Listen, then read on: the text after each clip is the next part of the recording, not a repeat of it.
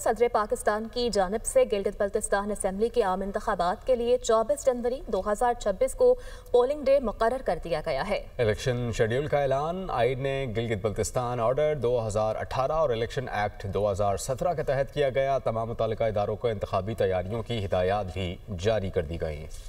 सदर पाकिस्तान की जानिब से गिलगित बल्तिस्तान असम्बली के आम इंतखाबात के लिए 24 जनवरी 2026 को पोलिंग डे मुकर्रर कर दिया गया है। इलेक्शन शेड्यूल का ऐलान आईन ने गिलगित बल्तिस्तान ऑर्डर 2018 और इलेक्शन एक्ट 2017 के तहत किया गया। तमाम मुतल्लिका इदारों को इंतखाबी तैयारियों की हिदायत भी जारी कर दी गई।